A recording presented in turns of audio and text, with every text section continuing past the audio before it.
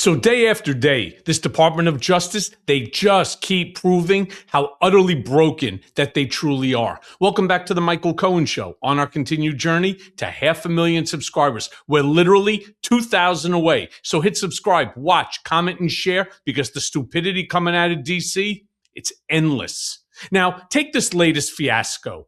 Trump pardons Representative Henry Cuellar, all right, a Democrat from Texas, clearly expecting him to switch sides and to kiss the ring. Well, Cuellar's response?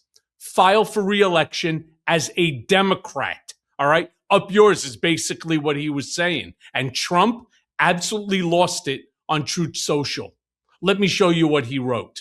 In it, he turns around and he writes, after reading it, I decided in the interest of justice and based on the daughter's loving request that I would give Henry and Imelda a full and complete pardon. I never spoke to the congressman, his wife, or his daughters, but felt very good about fighting for a family that was tormented by very sick and deranged people.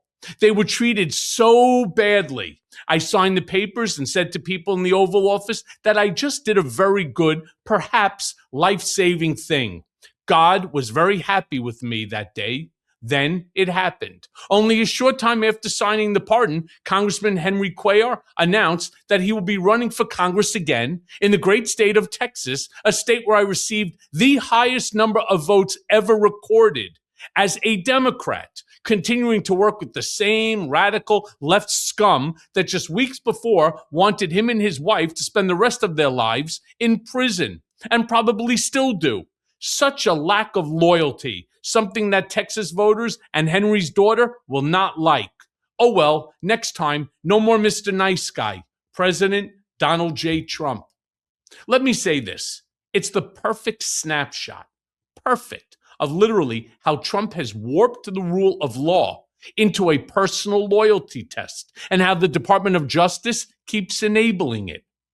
And the clearest, most dangerous example, Trump getting his own DOJ to literally redact his name from the Epstein files.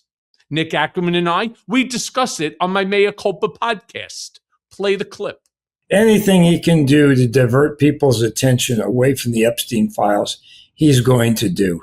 I mean, it's just, if you stopped and you took a pencil and you added up the amount of money this government has spent on his actions to deflect attention from the Epstein files, starting with bringing the troops into LA, then going out and meeting with Vladimir Putin for the supposed settlement conference on Ukraine, to, I mean, one item after another. None of these things are cheap.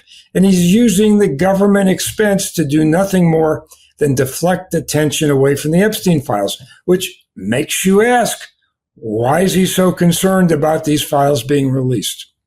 So it's funny that you say that, because I read this morning an article that kind of shocked the living shit out of me. I think Jason Leopold, who's a friend of mine over at Bloomberg, actually put out this info. Under FOIA, he was able to get a whole bunch of documents. And the documents showed that the FBI brought in 1,000 agents to scrub through the Epstein files at inception.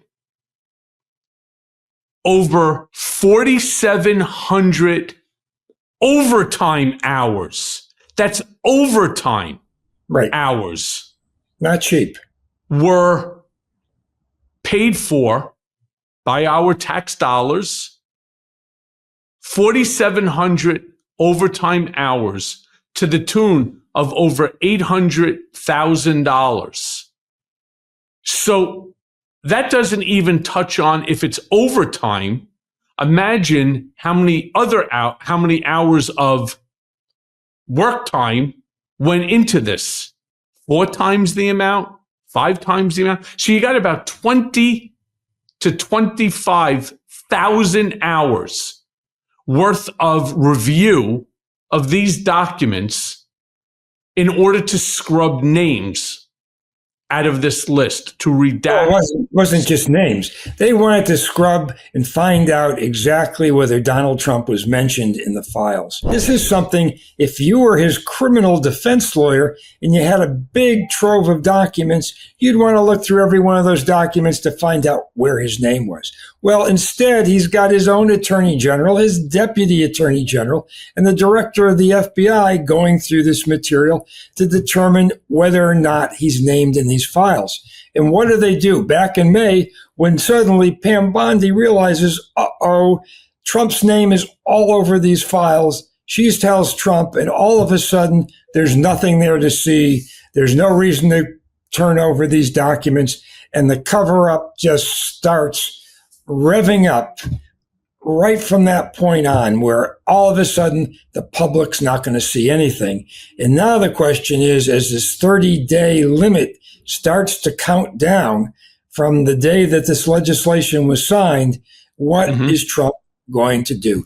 What's plan B and C in the major cover-up? And you already know what plan, but you already know what plan B is. I could tell you right off the bat, okay, they're not going to release the entire unredacted files. They're going to claim method and process. I still, on my own personal fucking files, on my FOIA request from 5.5 years ago, I haven't been able to get a single piece of paper, despite a judge ordering FOIA to release at minimum 500 documents a month. No, they won't do it. They keep saying method and process, that it's of national security and that we need to send it to other agencies to review it before we release to you. That's 5.5 years ago. So the fact that they release these, plan B, release only those documents that are either named Democrats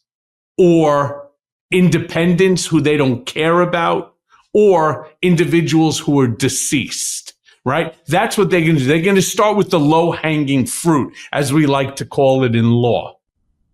Well, I was going to start with the nothing stuff. I mean, the things that don't really have any meaning whatsoever. That's what they're going to try and produce. Or they're going to pull a Rosemary Woods like Nixon's secretary did and erase the 18.5-minute gap that was on one of the tapes. I mean, I wouldn't put it past these people to actually destroy things.